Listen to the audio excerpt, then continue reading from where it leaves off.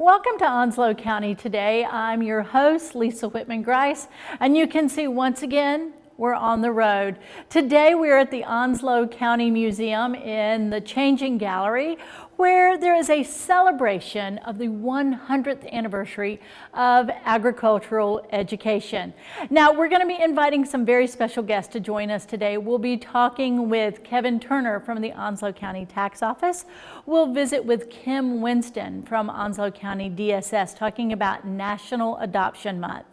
We'll then visit with our friends Elizabeth Patterson from DSS Adult Protective Services and Tara Taylor from Onslow County Cooperative Extension and 4-H to talk about a partnership for elder cheer. We'll then visit with Harrison Leary with Onslow County Park and Recreation, where there is always something fun to be done. And finally, we'll talk with Whitney Jezick with the Onslow County Health Department with an update about COVID vaccinations. Again, we're always so glad to have you for Onslow County today.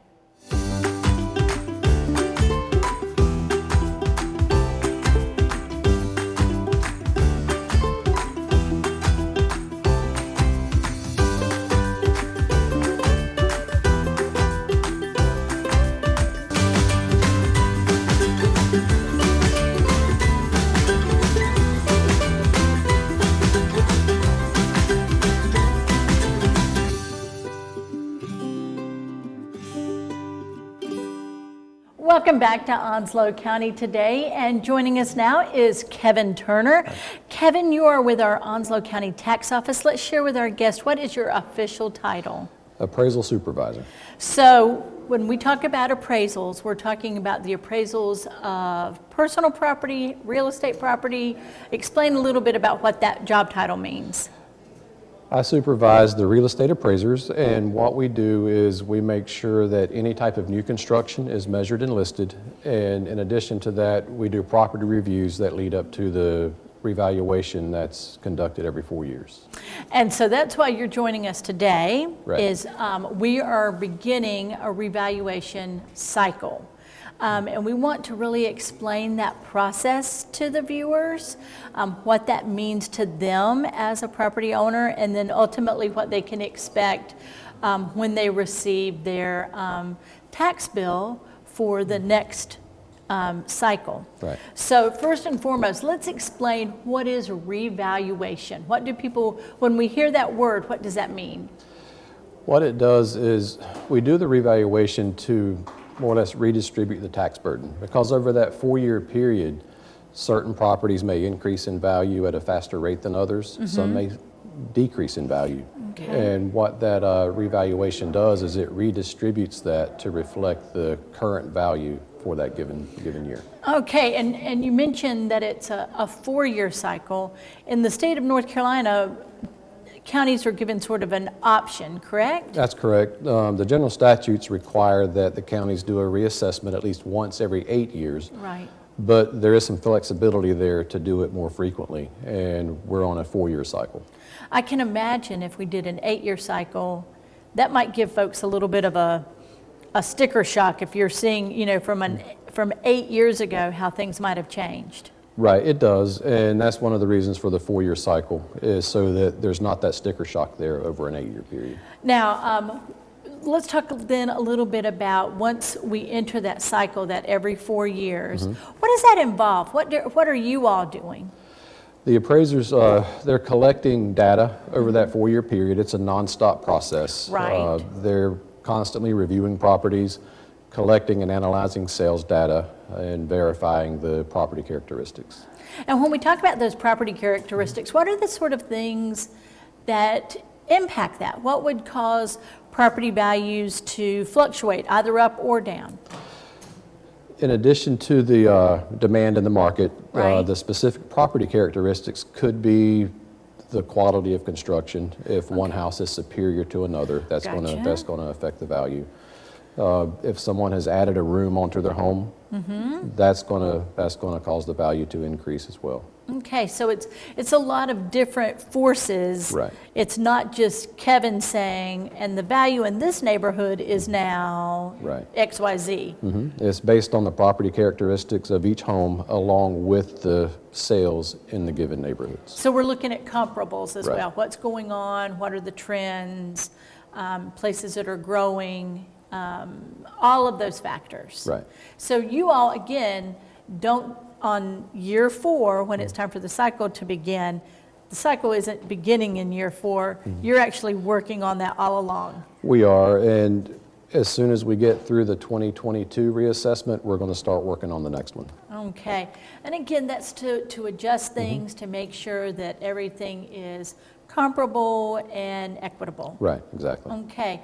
So I know that you have begun this process. You have sort of a timeline in mind.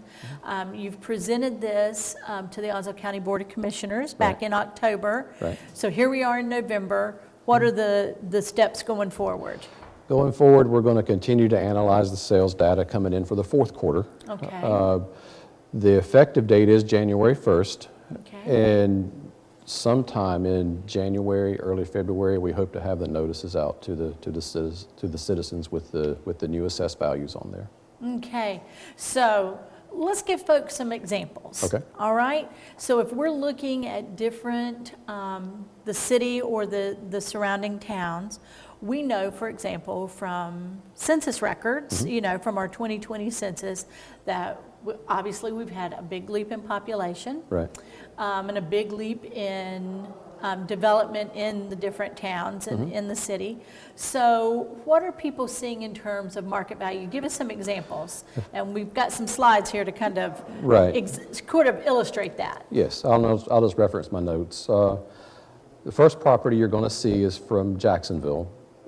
And if you'll notice on the left side of the slide, the 2018 assessed value was $237,750. It sold in August for $327,000, which represents a 37% increase. Okay. And also, regarding the 2018 assessed value, the 2018 assessment was based on market conditions from 2017. Gotcha. So the 2022 reassessment is going to be based on market conditions from 2021. Okay. And we know dramatic difference. Right. Right? Right.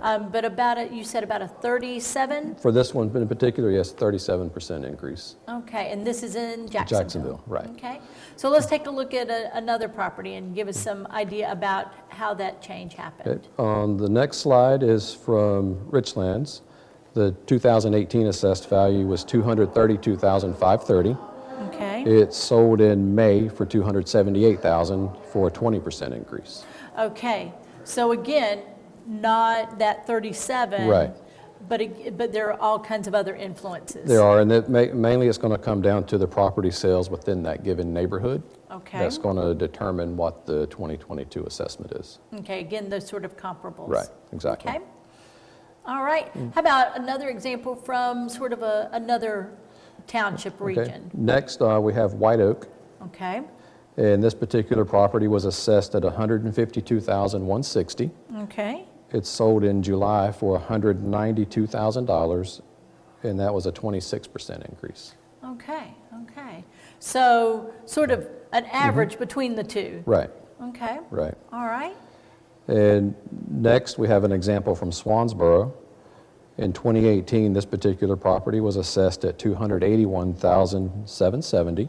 Okay. It sold in May for $378,500, and that represents a 34% increase. Okay. All right. So we've seen 20%, 37%. Right. You said 34, that one? Yes, 34. Okay. And then 26. Right.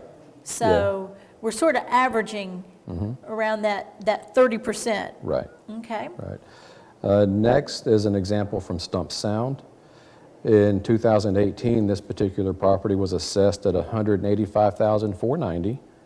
It sold in September for $265,000, and that represents a 43% increase. Okay.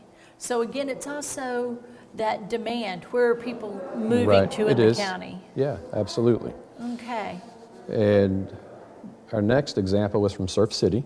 All righty. In 2018, the assessed value was $395,000, It's sold in February of 21 for $530,000. Okay. 34% increase. All right. Yep. All right. And when we say Surf City, we're talking the beach side, Yes. not the mainland. Right. It's on the beach side, and this, I'm not sure if this is on the Sound or on the ocean front, Okay. but it is from Surf City. All righty. And our final example is from North Topsail Beach. Okay. In 2018, the assessed value was $647,160. Okay. It's sold in April for $875,000 for a 35% increase. Again, we're sort of lingering around that 33% average, right? We are. And just keep in mind, these are just, I think, 7 examples Right. from around the county, and our appraisers have reviewed well over 5,000 sales. So this Wow. is just a very small snippet of Right. what This is we've just a seen. snapshot. Right, exactly. And again, we're looking at comparables, Mm-hmm. we're looking at any kind of sort of trends where people want to live, Right. any improvements we may have made, Right. all of those things impact They do. this. And we're looking at, you said, that 2017 for the 2018 market value, and then the same thing with 21, 22. Exactly, yes. Okay. So Kevin, I get my bill in January, February, I get my notice. Right. What are my next steps as a property owner, as a homeowner? Yeah, once you get your notice, there'll be instructions in there as to what to do if you don't agree with the assessment, whether you think it's too high or you think it's too low. Okay. There will be steps in there for you to take to appeal the property value. And some of the things you can do to do that would be a recent appraisal, and the effective date of the appraisal would need to be January 1st, 2022, Okay. because that's the effective date of our reappraisal. All right. You can, if you've recently purchased your home, you can let us know what the sales price was. We may not be aware of it. Okay. And there may be property characteristics that we may not be aware of that are particular to your home. Okay. The condition may be better or worse than what we have indicated on the property record card, and that could impact the value as well. Okay, so you're going to let me know when I get that notice. It's going to be really kind of spelled out for It me is. what I can do, whether I agree, disagree, think it should be higher, think it should be lower. Yep. All of that spelled out for me. That's right. And the first step would be to do what's called an informal review. Okay. And you can do that online. We'll have a link established where you can file the review online and submit any documents over a secure connection. And an appraiser will look at it and make a determination as to whether or not the value does need to be changed. Okay. And regardless of the result, you'd be notified as to the result of the review. If you don't agree with that review, you can file an appeal with the Board of Equalization and Review. Okay, all right. Well, Kevin, is there anything else you want us to really sort of be aware? As we said, this is an ongoing process. It's a little bit fluid as things, as markets change. If people have questions or they want a little more clarification, what should they do? For more clarification, they can visit the Onslow County Tax Office website, Okay. or they can call the appraisal department. All right. Well, we appreciate anything as we kind of close out that you want to remind our viewers about this upcoming sort of tax season, if you Right. will. Just be looking for the revaluation notice. Okay. Don't ignore it, and make sure you pay attention to the assessed value. And if you don't agree with it, please let us know, because our ultimate goal is not to really either increase or decrease values, but to make sure the value is correct for this time in the market. Very good. Well, Kevin Turner, thank you for your time this morning. We really appreciate you coming out and visiting with us and keeping us up to date on what's going on at the tax office. Well, thank you for having me.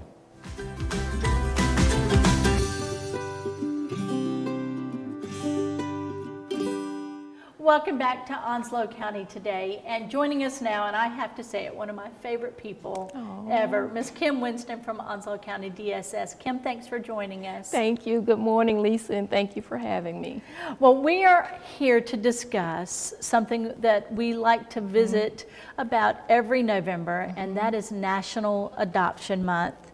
Can you talk with us a little bit about Onslow County's role and DSS's role in building families in all kinds of ways, but through adoption especially. Absolutely. As you know, National Adoption Month was created back in 1976 by Governor Dukakis of Massachusetts, and at that time it was just a week. And then in 1993-95 timeframe, President Bill Clinton said, hey, this needs to be a month. Okay. So that's why we celebrate National Adoption Month. And here in Onslow County, we have been doing it for years.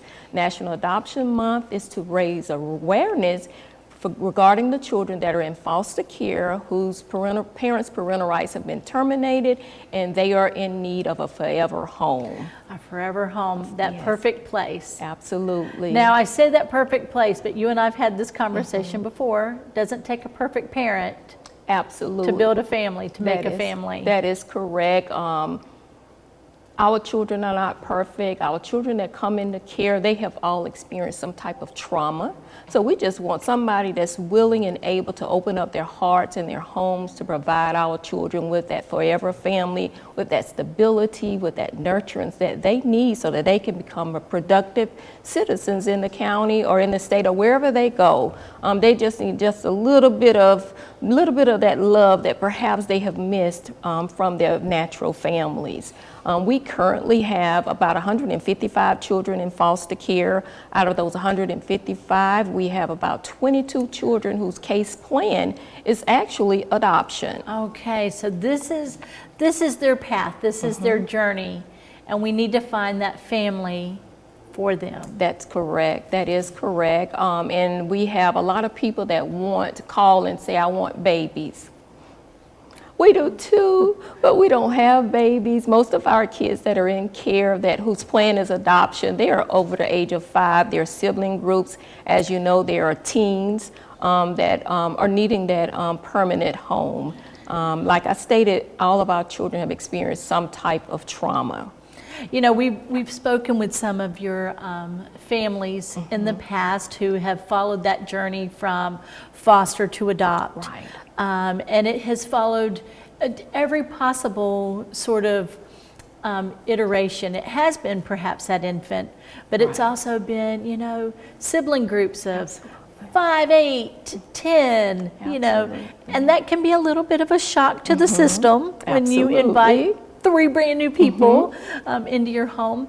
How do you all work with those families in that transition and about making those preparations for them so that that can be as smooth as possible and to create that best atmosphere for them? Absolutely. Most of our families, most of our children sometimes are adopted by the families that they're already in, but that's probably maybe 40% of our children. The rest, we're looking for families. So what we do, of course, to become an adopted parent, you have to be the age of 21.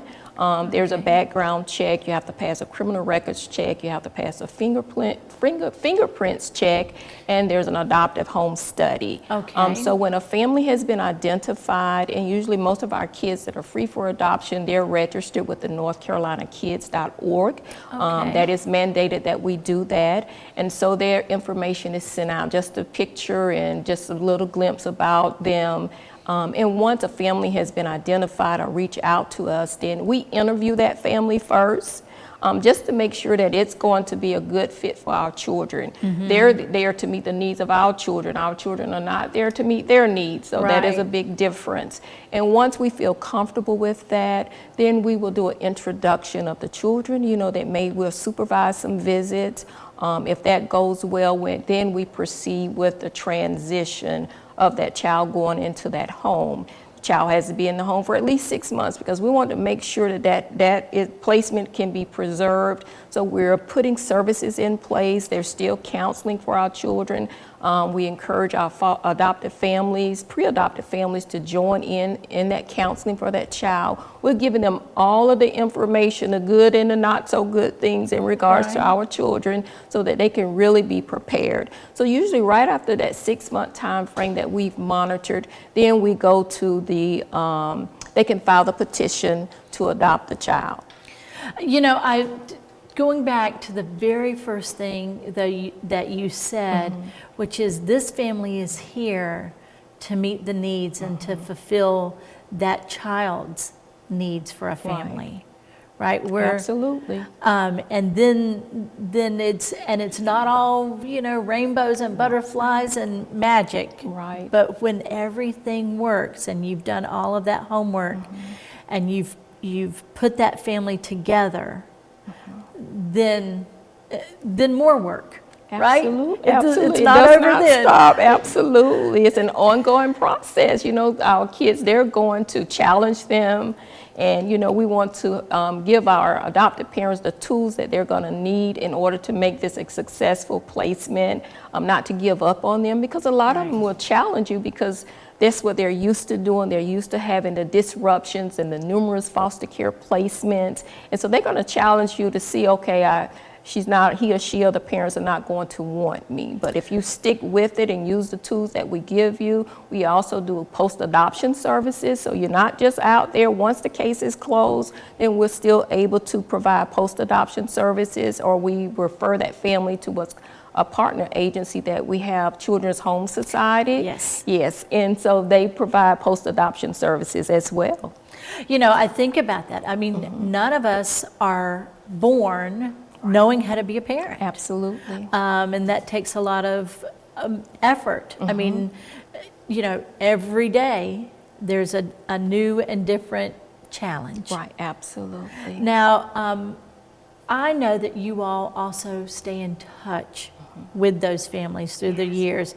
You continue to provide that support, but even long beyond that, there are relationships that are built.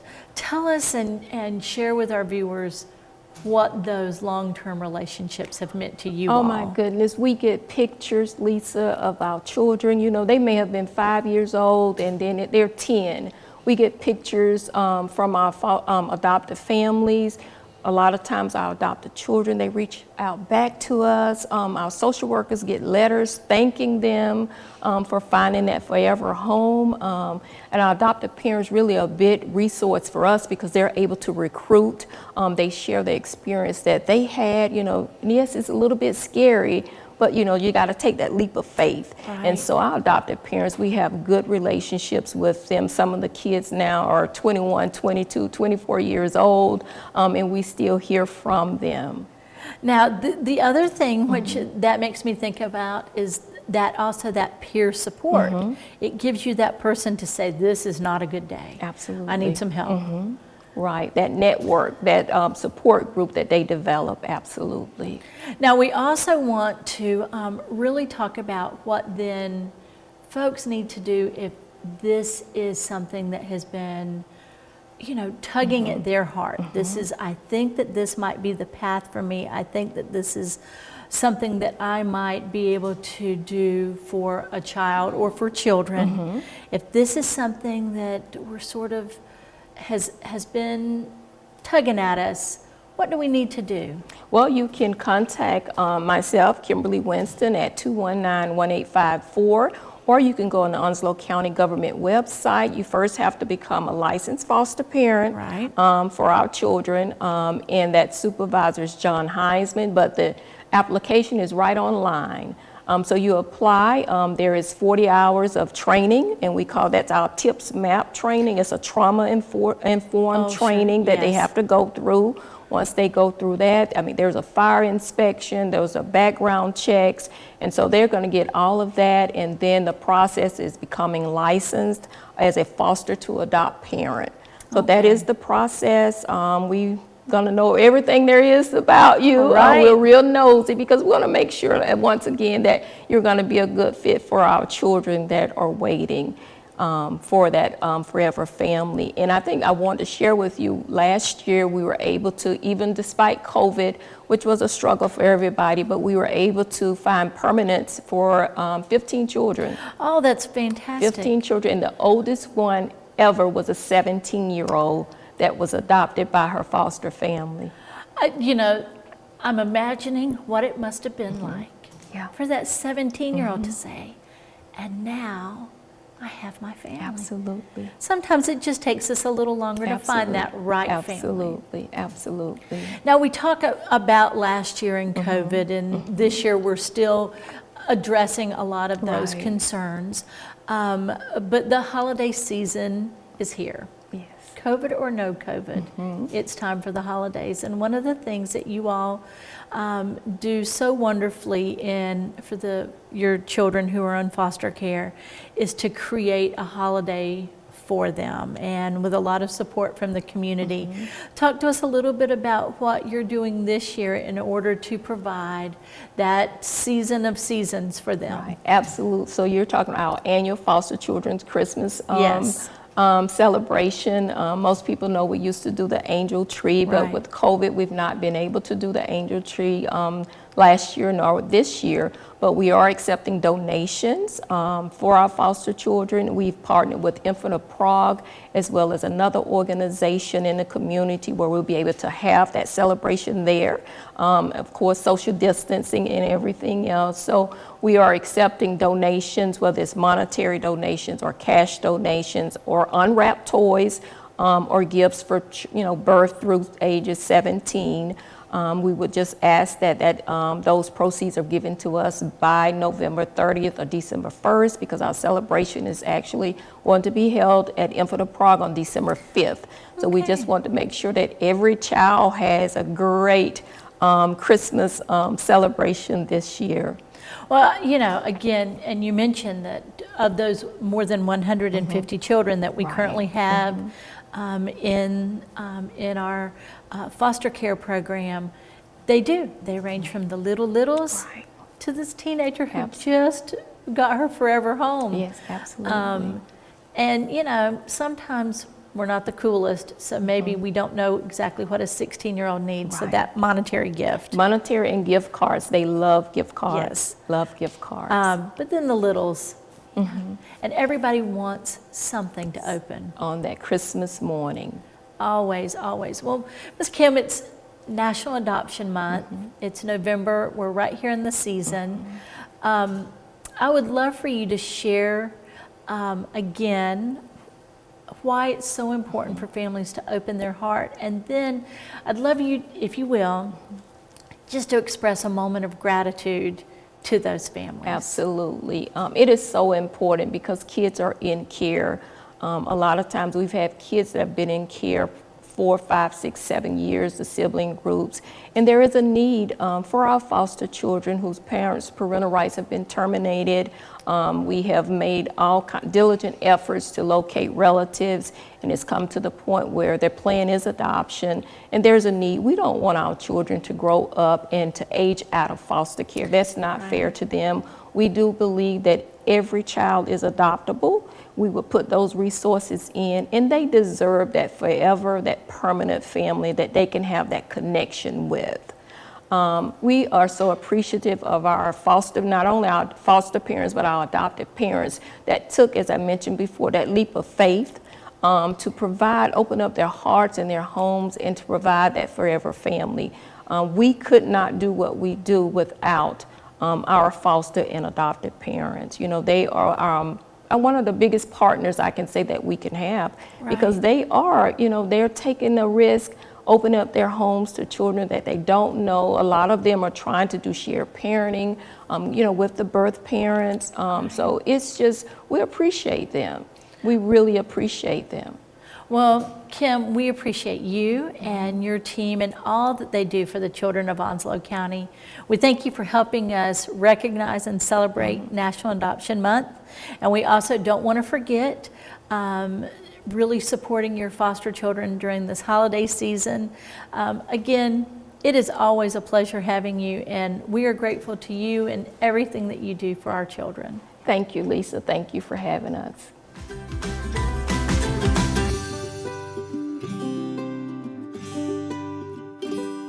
Welcome back to Onslow County Today, and joining us now are some of Santa's helpers. We have Elizabeth Patterson from Onslow County DSS Adult Protective Services. Yes. And Tara Taylor with Onslow County Cooperative Extension. Thank you all for being here today. Thank you for having us. And bringing a little Christmas spirit. Yes. We are here to talk about your annual Elder Cheer program, and 4-H and APS always partner on this great event. And Elizabeth, what I'd love to start with first is talking about what is Elder Cheer and who really are we serving in our community? So Elder Cheer is a way for us as a community to acknowledge our elders in the community, to kind of let them know that we remember the contributions that they've given throughout their life and they're not forgotten. So we go in and we just give them a little something during the holidays, just to lift up their spirits and just say thank you to them.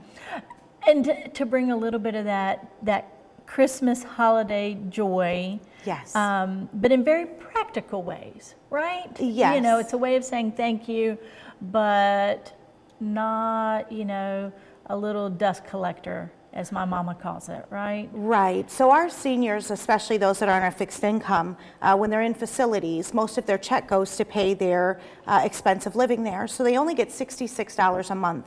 And with that $66, they have medicine copays, they have doctor copays, and then they need to buy their personal items as well. So $66 doesn't go that far. And so this is just a way for us to kind of supplement what they're already purchasing during the month. So bringing them a little holiday cheer, and every year you have partners in the 4-H program. Tara, this is a way, as Elizabeth said, for us to say thank you, but it's also a way to instill in our 4-H youth the importance of service to community and service to others. Talk a little bit about why that's so important to 4-H. Well, that's important for all of us. But yes, definitely something we want to do with our young people is give back to our own community. And there's not a better way to do that than for young people to work with the older folks that helped raise us, that made us who we are. And it's important, I think, for young people to see that the holidays just aren't about what we receive, but what we can give and help others. And I think it's interesting sometimes for our young people to see that these aren't like toys and trinkets, like you guys were saying, a dust collector or a game that somebody's going to put aside in 5 minutes. These are things that these folks need for the daily comforts that we sometimes take for advantage. You know, we take for granted, so to speak. So these are things that will definitely bring a higher quality of life to the folks in our community. Well, Elizabeth, let's talk about that. What are some of the things, you know, we talk about, like Tara said, these are things that we sometimes take for granted. When I, you know, reach into my cupboard in my bathroom, I know that toothpaste will be there. I know that, you know, the mouthwash or the deodorant will be there. So talk about the sort of things that you're looking for, and then we'll talk about some things that maybe we don't want to include. So because people may have the best of intentions, but we don't necessarily need a holiday scented candle. Right? So what are the sort of things that you are looking for? So we're looking for shampoo and conditioners. We're looking for moisturizing lotions, toothbrushes, toothpaste, socks with little grippies on them to help with balance, chapsticks and Blistex and tissue paper and loofahs, washcloths, any of those things that you think of when you're getting ready to go take a bath, take a shower. You know, those are wonderful things. We don't want to do the scented. On those, we want to keep them just natural smelling, only because there might be some type of irritant in it for our seniors. And also, oftentimes these are folks who are living in group settings, so we don't want anything highly fragrant like the soaps. Again, like you say, kind of keep things neutral and natural, and maybe for sensitive skin or dry skin, things like that. Correct. Again, don't want anything scented. I know that, you know, some of the things we've talked about are things that might be alcohol-free, like our mouthwashes, things like that. Yes, and we're also asking that when you donate, if you could do a regular sized bottle, only for dexterity issues. Our seniors have a harder time with the smaller bottles, so the trial size might be a little difficult for them to be able to open and close. Yeah, I know that one of the conversations we had was, oh, if we've got all of our, like our hotel samples, but again, don't want anything too big or too small. Correct, just a regular sized. All right. Tara, talk a little bit about then, once these things get donated, you know, where do we take them? So do we donate them, you know, if people are collecting these things, do we take them to Elizabeth at DSS, or do we take them to you at Cooperative Extension, or both? Well, our main drop-off site is going to be the multipurpose complex, which is where the senior center and cooperative extension and soil and water and all the fun stuff like farmers market is housed. And on days, like we're open Monday through Friday from 8 to 5, but the farmers market is open on Saturday as well. So we actually have that as a drop-off site as well. So you can come to the farmers market, enjoy, the benefits of being there. We have the Discovery Garden behind our office as well. So that's kind of a nice Saturday outing now that the weather's getting better. And you can definitely enjoy dropping off things and visiting those sites. And once we get all of the donations collected, then we're all going to come together, our partners at DSS and our 4-H partners, but not just 4-H. In our office, we have our master gardeners participating as well, and some of our community ladies that have made stockings. And we're going to come together in our multi-purpose room, and we're going to set up tables and have a really cool, I guess what you would consider like a stocking stuffing party. And so all of these items that you guys bring to us, we're gonna enjoy sharing and putting them together and just fellowship at the same time. And we're hoping some of our 4-H'ers will come out and help with that so that they can really see what goes into this and how much gets collected. So I think it's pretty exciting. That's wonderful. Elizabeth, what is our timeline? Because once we hit this holiday season, it's November and it's going to roll pretty quickly. And before we know it, Christmas is upon us. So what does our timeline look like for donations, and then when you all will be assembling everything? So the drop-off deadline is November 21st. As she said, you could drop off at the Senior Center. You can also drop off at the DSS building, Awesome. 612 College Street. And we are open until 5 o'clock. So it would be 5 p.m. on November 21st for the final little extras that you guys wanted to drop off. Okay, so we've got until the 21st of November. Correct. Gather it all together. You all are going to have a big stocking stuffer night. And then Elizabeth, you and your team get the great joy Yes. to bring a little Christmas. Yes, we will be doing that the first week in December as soon as they're done stuffing. My team and I will then deliver to 8 different buildings to our seniors. Santa needs a lot of helpers. Yes. And you all are those helpers, but we can also all help by bringing these donations, dropping them off with you. When you talk with your seniors and those who are in your home facilities, home care facilities, and then the assisted living care facilities, what do you hear from them about the need for that little bit of outside connection? It's been really difficult. We know that for the last almost now 18, 20 months, we've been detached from a lot of our seniors. What are you hearing from them? So they're very excited that some of the homes have allowed people to start coming in or at least visiting outside in the common areas. And, they're excited for people to come in. They're excited for people just to stop and ask them how they're doing. They have so much to share and so much to give.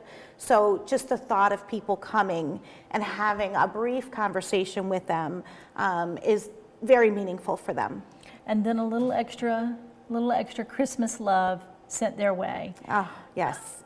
It is that time of year when we are all grateful and express our gratitude. And I just want to thank you to you both for what you do for those in our senior population, our adult population that needs that a little extra love. And for Tara for nurturing in kids and in our 4-H'ers the love of service and giving back. So thank you to you both. Again, Elizabeth, I'd love for you to give us your main telephone number, because that's how folks are going to learn more about Elder Cheer and any other ways that they can assist with your APS program. Sure, you can reach me at 219-1822, and that's my direct extension. Okay. And Tara, of course, we want to know, how do we get our kids involved in 4-H, and how do we learn more about what 4-H means to children? Well, we do have a Facebook page that stays pretty updated, and we have Instagram as well. We try to do all the social media avenues that we can, and we have a cooperative extension website and an Onslow County 4-H website, but they can reach out to us at our office, and they can also email me. My email is my name, which is Tara_Taylor taylor@ncsu.edu, and then our phone number. What I love is that you both are relatively new to Onslow County. Right. And that you're bringing such enthusiasm for what you're doing. So thank you for bringing that love to Onslow County and that energy and for all you do for our community. Thank you for having us both.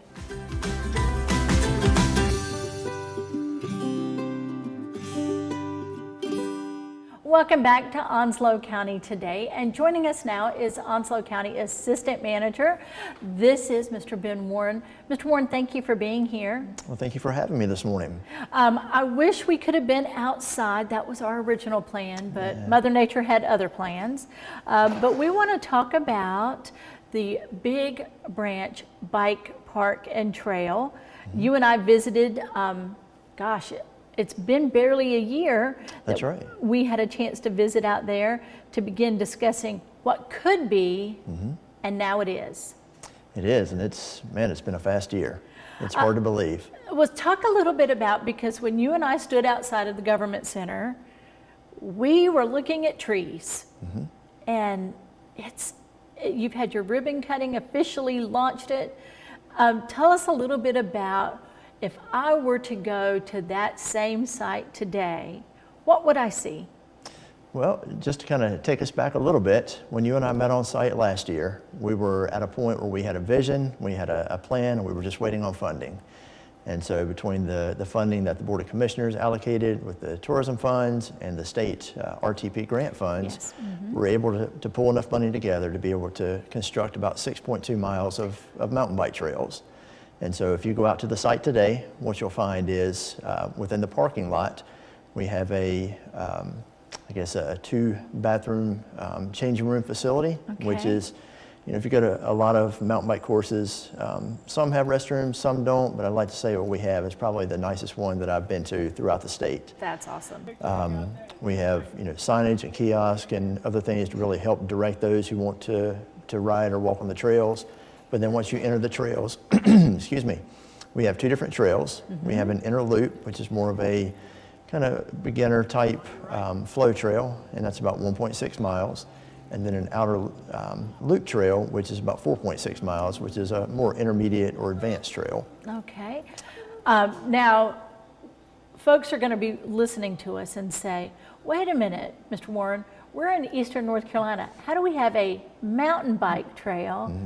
But people would really be surprised at the elevation that we get there where that site is. Absolutely, and when the vision or the concept first came to us, that's kind of what we thought as well. And so we put together a team that went around the county, and we're looking for county-owned properties that may have some elevation that we could work with, or at least a site we could build up and try to create some features. And the search led us to Burton Park. All right. And once you come into Burton Park and you get back in the Old Bluff section of Burton Park, it's amazing what you'll find. And most of the riders that we talk to are very surprised. Even the car ride up to the parking lot is flat. And as soon as you hit the woods, you hit the changes in elevation, and I think we have about 300 feet of elevation change throughout the course itself. Fantastic. And so I think those that actually get out and experience the trail are quite surprised. When you're on that, I always tell people, you cannot fully love the geography of Onslow County unless you've seen it from the river. That's right. And when you really see Onslow County from the New River, you get a completely different perspective when you do see bluffs, when you really do see that kind of rise and fall. That's exactly right, and that's exactly where we're situated. Right along the banks of the New River and the Big Branch, creek that runs into the New River. So we're kind of right there in that fit and right along those bluffs.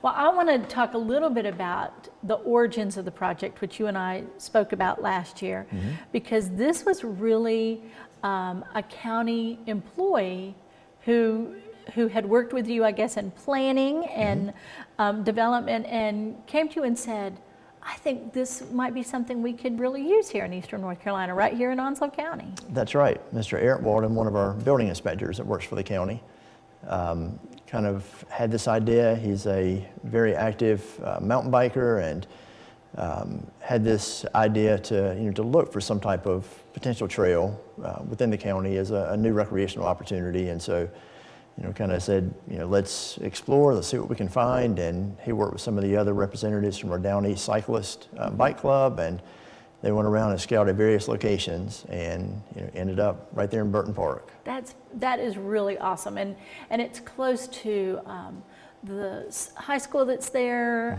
the CTE center and the government center. So people really need to go down those off the beaten path, if you will, and kind of explore and see all that Onslow County has to offer in those little hidden spaces. Absolutely, and we would encourage everyone, whether you're a mountain biker or not. We have a lot of walkers and joggers that come out and use the trail as well. But like you mentioned earlier, just to kind of experience a little something different in Onslow County that you don't typically see. Well, you mentioned that it's a bike trail and a walking trail, and you all have made lots of safety accommodations for that as well. Talk a little bit about what you've done in terms of scheduling so that if I'm out there walking, I don't get in the way of a cyclist or vice versa. So what we did, as you enter the trail itself or enter the parking lot, you'll see signs at each of the trailheads. And we have 2 different trailheads. And what we do is we alternate directions that walkers and cyclists travel. So the walkers, we actually alternate the trail every other day. It flips. Okay. So on Monday, Wednesday, Friday, and Sunday, bikers will travel clockwise.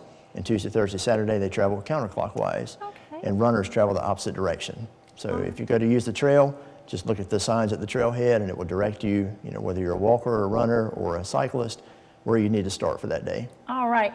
And we know that, this is part of, and is a wonderful addition to Onslow County's ecotourism draw. We've got, this beautiful scenery, we've got beautiful rivers. One more thing, but when we're an ecotourist, I know that you also have some reminders about really taking care of those facilities as well.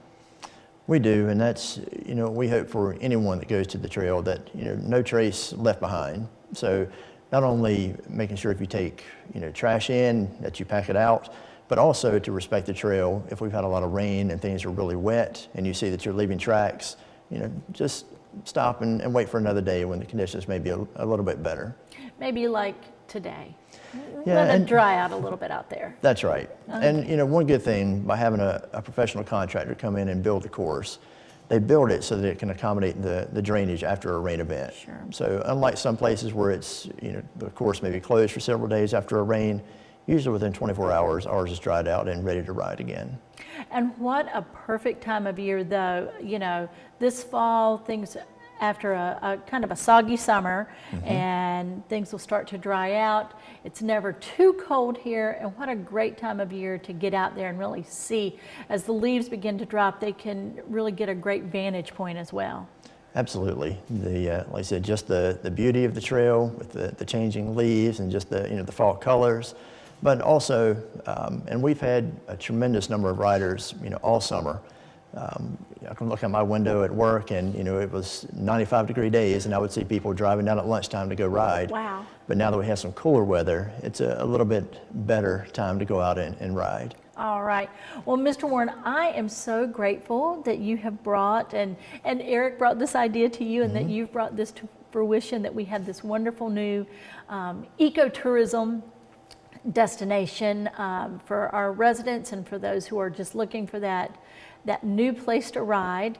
And is there anything else that you'd share with our viewers about, in general, the resources that the park has to offer, but also a moment of gratitude, because like we always say, we don't do this alone, and there are a lot of people involved in the design and planning and eventual completion of the trail.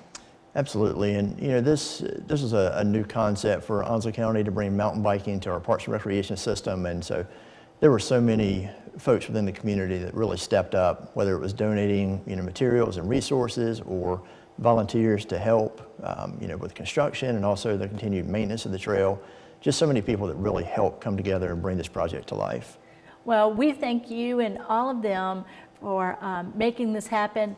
And next time we visit, we'll be outside on that trail. Absolutely. Looking forward to that. And one thing I would say, if anyone is interested in participating or just coming out to watch, we'll actually have our first race on the course on November the 27th. Very cool. And so anyone that's interested in finding out more information can look on the county's Parks and Recreation page or the Down East Cyclist Facebook page. All right, so November 27th. It'll give us an opportunity to work off all that pumpkin pie. Absolutely. Well, what better time? Perfect. Well, Ben, thank you so much. Thank you for bringing this to us, and very happy holidays to you and your family. Thank you, Lisa. You as well.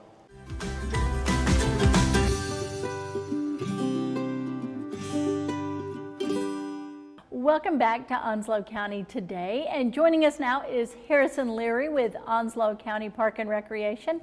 Harrison, thanks for coming back. Yes, ma'am. Thank you for having me back. So we visited this summer when you were doing your internship. I was. You've officially graduated. Thank goodness. Congratulations. I did. Yes, thank you very much. I'm excited to still be here. And they've sent you here today to talk about all kinds of fall fun. We've got a bunch of stuff going on in November, definitely. All right, so let's begin at the beginning. What you got kicking off? Yeah, so starting off, our youth basketball and cheer registration is open right now. That's open to a pretty wide variety of age groups. For cheer, we're open for ages 5 through 17. Okay. Basketball, we're open through 6 through 18. All right. Make sure to sign up by November 18th for basketball, November 28th for cheer. All and right. that's for the 2022 season. Okay, so as we're getting ready for the winter, so cheer and basketball, anything that they need to bring with them as part of the sign up? Nothing for bringing with you. Sign-up's actually all online this year. Okay. So you need to go to Onslow, like the county, rec desk, RECDESK. All of our registration is done through that website now. Streamlines things a little bit.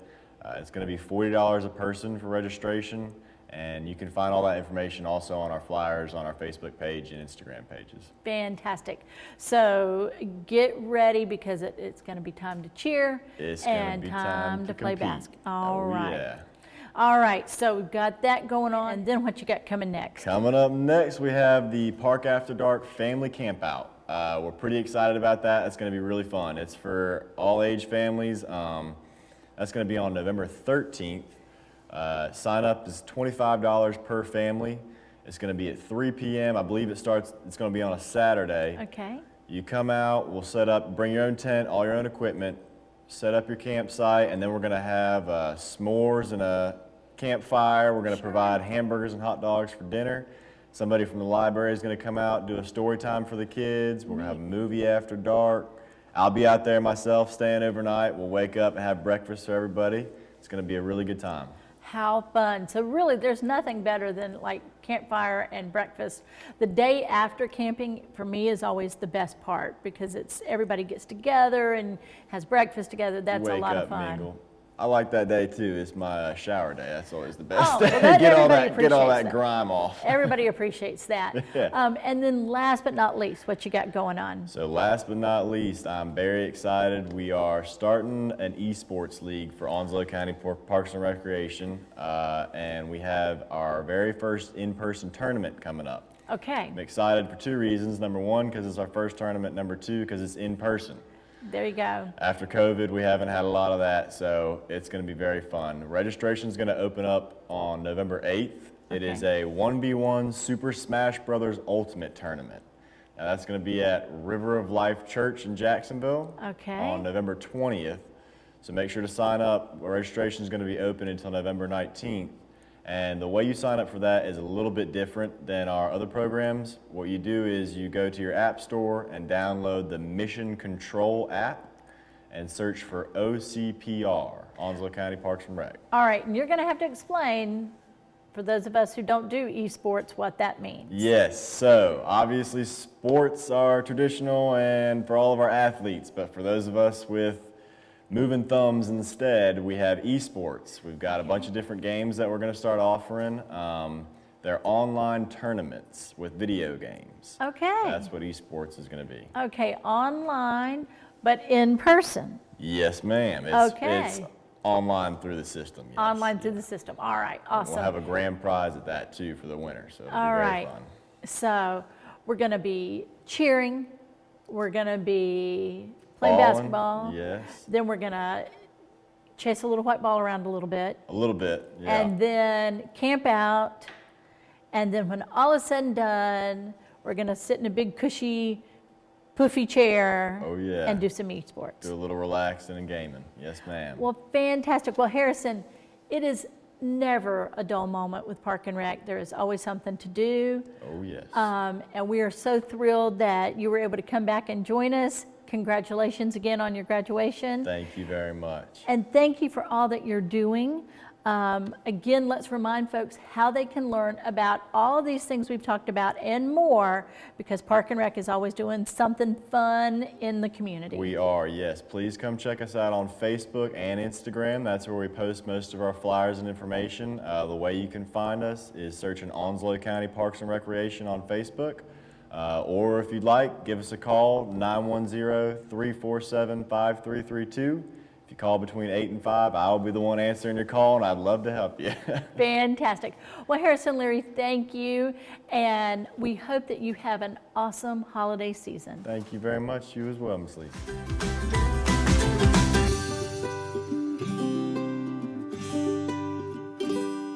Welcome back to Onslow County Today, and we've invited Tara Taylor to come back for a little second segment with us because, Tara, you all are just too busy for one segment. First and foremost, thank you again to your 4-H'ers for what they're doing with Elder Cheer. But also as a member of the Cooperative Extension team, you are here to share with us what Extension is also doing for the holiday season. And we got to start off with wreaths. That's right. So like you said, our team is always very busy. We have many irons in the fire, which makes it fun. No 2 days are alike, so that's always exciting. And so one of the big office fundraisers that we do is actually a wonderful opportunity for you and everybody in Onslow County to get start getting ready for the holidays by purchasing a very fresh, fragrant Fraser fir wreath. Did I get all that out? You got all the perfect alliteration. That was awesome. good. And they're $25 a piece, and this is obviously just a little sample. They will look a little more fresh than this one here. Sure. And then our master gardeners are actually willing to add a bow to your wreath for an additional $5. So pretty exciting. Now, you're taking orders for these right now? Right now, yes, ma'am. We're going to take orders all the way up through November 17th. Okay. And then we're going to drive to the mountains. I hope I get in on that trip. Yeah. And we're going to pick up our freshly cut made wreaths. And then we're going to come back and we're going to have them available for pickup at the Extension office there on Richlands Highway at the Farmers Market. That everybody can come pick up their wreaths, and you'll have them before Thanksgiving. That way, if you're traveling over Thanksgiving, you're going to go see family out of state, you could take a wreath as a gift for Grandma. You could take 2 or 3, because who doesn't want a wreath for their front door? And what a great gift to give somebody. Well, they are beautiful, and that is what a great hostess gift. You're going to go stay with somebody for the holidays, and they are wonderful. They do smell beautifully. I can't wait. They last forever. I mean, they do. really. Don't worry about getting them before Thanksgiving, because they're going to last long through Christmas. And then you can use them in some recycled projects around your yard. We may even have a recycled project that we do at our office that you could bring them back later if you needed to.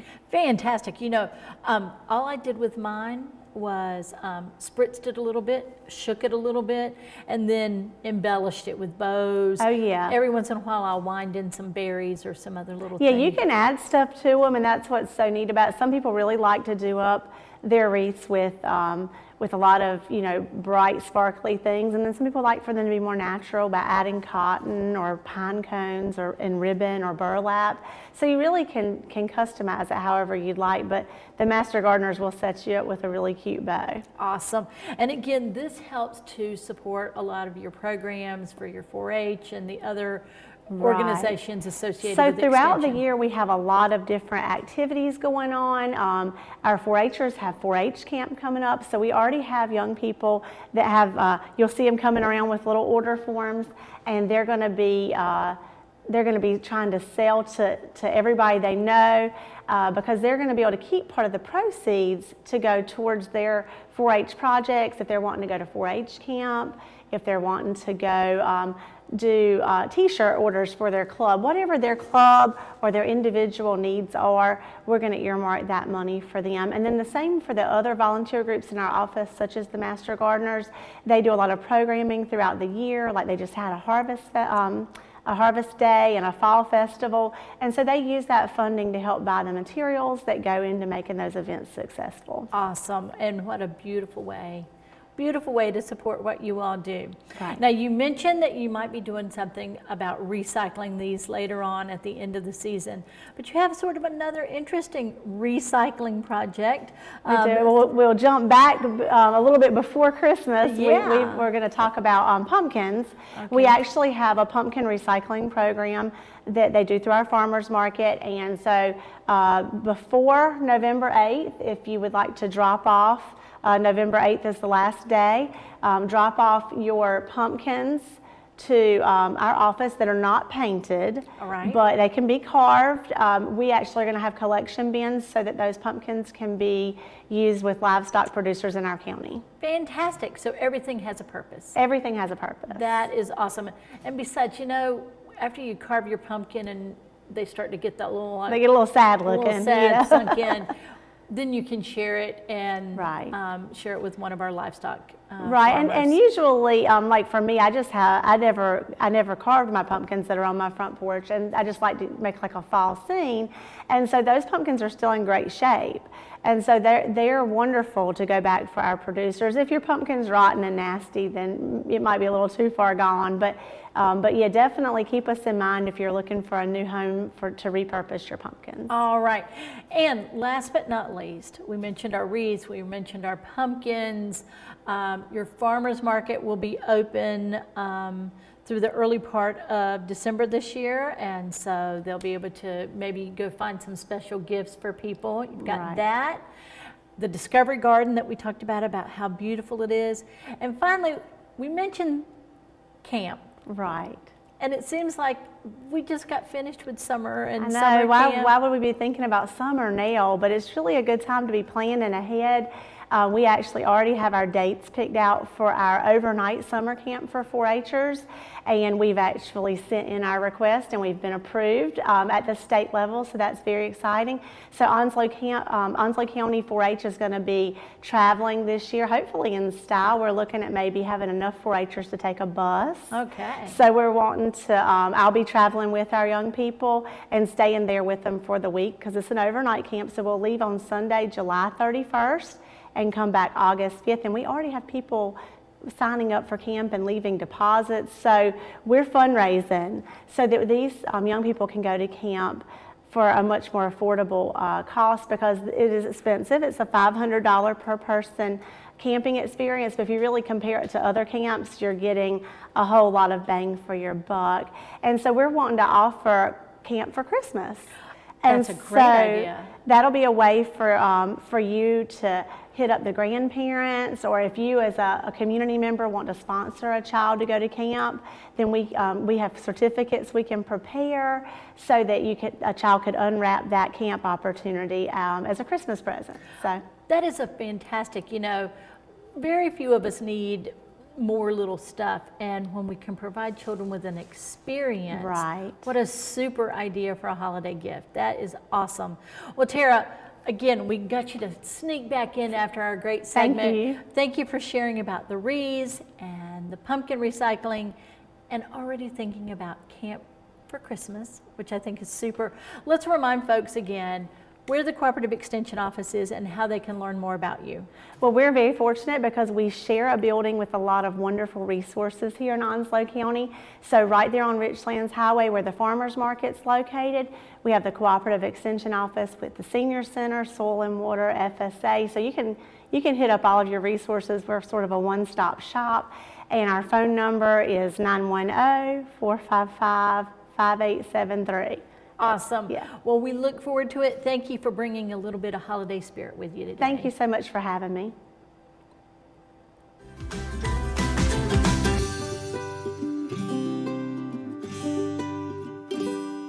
Welcome back to Onslow County Today, and joining us now is one of our favorite guests, Whitney Jezick with the Onslow County Health Department. Whitney, there's never a time that you don't join us that I don't learn something new and get something, just some clarity. And so thank you for bringing that to all of our conversations. Let's remind our viewers what your official title is with Onslow County Health Department. My official title is I'm the Onslow County Child Health and Immunization Nursing Supervisor, and I am the COVID vaccine coordinator. Some might say the COVID vaccine queen. But Well, there are days that I would like to give my crown to someone else, but you know, it is a responsibility that I take with great humility, and I feel honored to be able to do it because it's changing lives. It's changing lives. So, you know, to look at a timeline, here we are in the holiday season. In the holiday season of 2019, we were just hearing the rumblings of this word COVID or coronavirus. Then in the holiday season of 2020, we were hearing the beginnings of conversation about vaccinations, and it would become available at the beginning of the year. Fast forward, here we are in the holiday season of 21, and we've gone through the entire spring and summer and now fall of vaccinations, and we've seen things evolve. So I would love for you to kind of walk us through where we are now at the beginning of November of 21, now 2 full years into this conversation. Yes. Where are we now? Well, we're vaccinating still. We have our, it's called a pod, a point of dispension, where we are actually vaccinating. It's at the health department, 612 College Street. It's on the first floor. You can call and make an appointment to get a vaccine. We are one of the few people in the area that are carrying all 3 vaccines. We have the Pfizer, the Moderna, and the Janssen, better known as J&J. Okay, so when we talk about that, you know, we launched our vaccination campaign way back in January. We've gone through now the majority of the year. And talk about what you've seen, Whitney, because the whole machinations in creating this incredible machine that has done this has been pretty remarkable to watch, as we've really now reached more than 50% of our population as fully vaccinated. Correct. But I pause for that and I say, well, there's 50% of the population that is not vaccinated. And we're beginning to vaccinate a portion of those that were not eligible to receive the vaccine, which is unbelievable. What's really cool is since Pfizer for 16-year-olds and up is now a licensed vaccine. Right. It's not operating under an EUA, an emergency use authorization from the FDA, the CDC, and the ACIP. I think that has become, those are acronyms that are now commonplace in the family home Right. that they didn't used to be, which is good, and yet still kind of, you think this is what happened to make people become acutely aware of who actually regulates vaccines in our country. And that they are rigorously examined by 3 separate people and a group of people before they ever reach the FDA, the CDC, and the ACIP. So I'm hoping through some of this process, people in the United States and worldwide see what we do in America to make sure that we are providing safe vaccines that have an efficacy rate where it is the harm in not vaccinating is so great that we start this process to create the licensed vaccine through this EUA process. And we do it in stages with ages, and we do it in stages with the different vaccines. Now, we move forward, we're talking about boosters, and now we're talking about that next population who would be eligible for vaccination. Correct. And this is something that a lot of parents have been watching anxiously and anticipating, and that is our age group of 5 to 11-year-olds.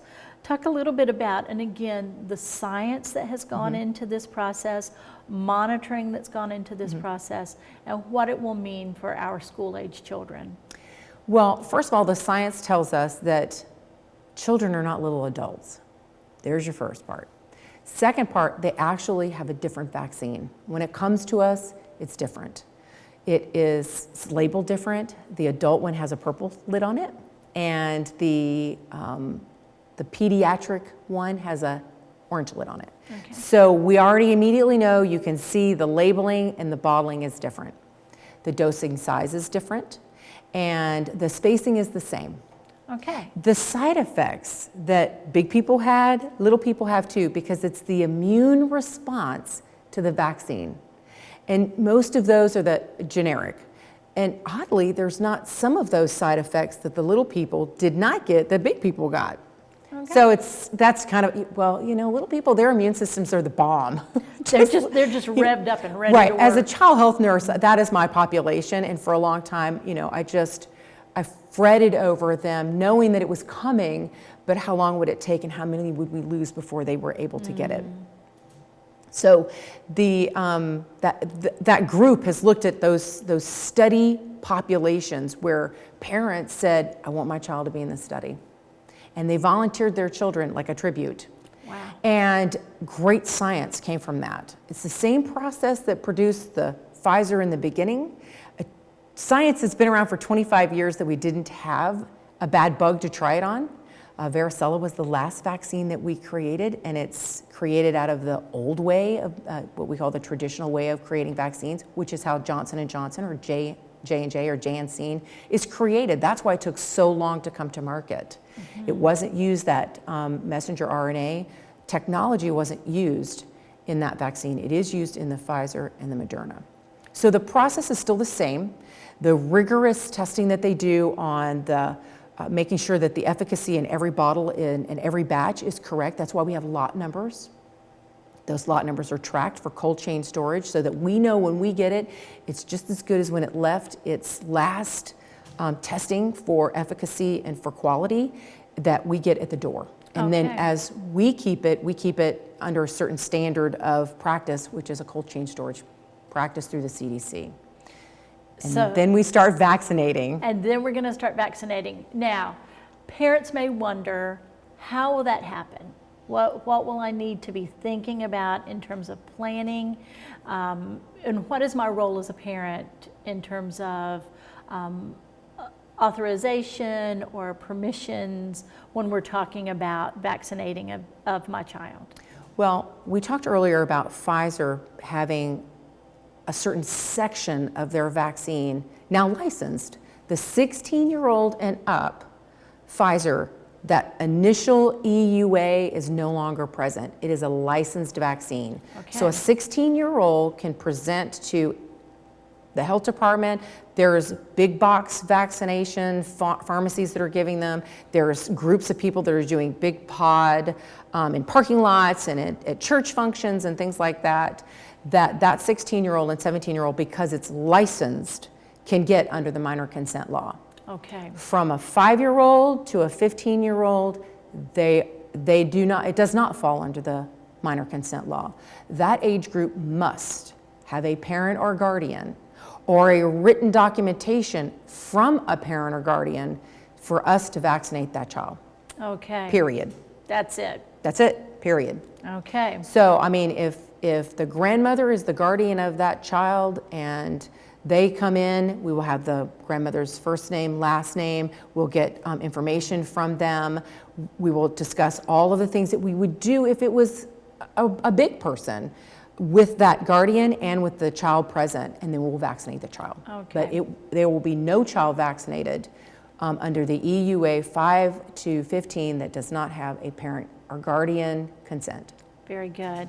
So we're working our way through those ages. We're working and making sure that we're getting everyone. And as you said, 50% vaccinated means we have 50% more that we need to reach. Correct.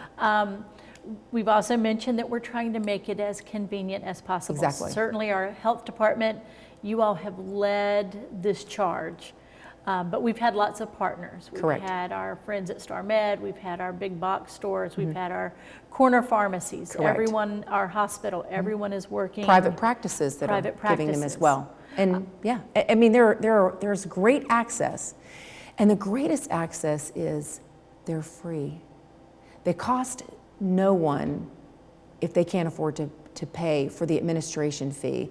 When you present in the pharmacy or the private practice or the health department asks for your identification and your proof of insurance, that's only to recoup an administration fee, that actual administration of the vaccine into the arm. If the insurance company does not pay for it, we do not bill a patient anything. So if a patient sees it on the company that you do your health insurance with may send a statement that says this is not a bill, and you'll see an administration fee paid to, for example, the health department or one of those pharmacies or the big boxes or your private practice provider that you got your vaccine through. You'll not ever get a bill from the Onslow County Health Department because that's not how we do this. This is something about public health. Public health is about keeping the well. And we're only going to beat COVID if we vaccinate people. We did not eradicate polio by having a herd effect. We vaccinated people against polio and they did not get polio. And that's how that science works. Exactly. When we move now into the winter Yes. of 21 to 22. When we're all indoors when together we're all indoors. in that warm environment where germs grow very rapidly. And a lot of us, we missed out on Christmas of 20 with our family. A lot of us elected and made that hard choice Yes. to say, not this year, Grandma. Yeah, When we can be together, correct. this could be that Christmas. Correct. This could be that Christmas. And I want those things for families because when we used to open the big pods, and I'll go downstairs and we open our pod in the morning, I'll go, okay, let us not lose our focus. We are robbing morticians of money. We are emptying ICU beds and we are reuniting families. And only through vaccination are we going to be able to do that. And next step, our kiddos. I know. It's fantastic to hear. I know. Whitney, thank you for distilling all this for us. Thank you for what you have done now for the last 2 years. That's a village. A village has done this. This is a village. This village that we have formed, that has morphed and learned together.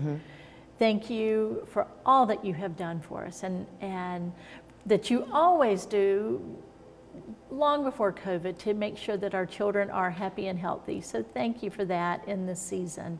I am grateful for you, my friend. Well, thank you. I appreciate you allowing me to come because I think sometimes people go to places that are, just because they said it on Facebook, it doesn't make it real. I encourage people to go to .orgs and .edus because those are the places that are organizations and they are education sites that have authoritative information. If you want to know the ingredients of the Pfizer vaccine, the Moderna vaccine, and the Johnson & Johnson, just pull up their emergency use authorization. All of the ingredients are listed in there. In the mRNA vaccines, there's not that many. And J&J there is because they have some commercial, they have that traditional way of making vaccines, and you have to put some stabilizers and things in there that historically they did not need to use in the messenger RNA ones. So I just encourage people to do that and sit back and ask yourself this one question. What is it worth to you? Is getting a vaccine worth being able to spend time with your family? Is getting a vaccine worth keeping your job? Getting a vaccine worth preserving the life of your child? Because children's lungs are different and their hearts are different. Because we as adults, we go into cardiac arrest and our lungs follow. Children, their lungs fail first and then their hearts follow. And this COVID is a respiratory issue and concern. So we want to protect them by getting the COVID vaccine. We want to protect them by getting the vaccine for the flu. Because a lot of people don't know this, but COVID is a SARS strand of a virus. We've had SARS in our flu vaccine for decades because ever since H1N1. And we've kept it in there and it's been tweaked a little bit here and a little bit there as the flu season, because flu's a really smart bug. It mutates every year, just a little bit. So we have to change it every year. So to get that flu vaccine and to get the COVID vaccine is where we're going to kick it. We're going to kick this epidemic and pandemic to the curb. And we're going to do it by everybody getting vaccinated. Well, thank you for bringing that message to us. And thank you for explaining it in a way that we can all just really identify with the story. And we appreciate it so much. Whitney Jezick, thank you, and thank you to your whole team at the health department. What's the county? Because I mean, you know, we have people from the library checking people in. We have people from the call center, from, you know, DSS. I mean, this is an entire county endeavor, and it's really about keeping our county safe and the people that live in it. Well, thank you for that and all that you do. Well, you have a great holiday. Have a great holiday season. Absolutely. Thank you, and you too.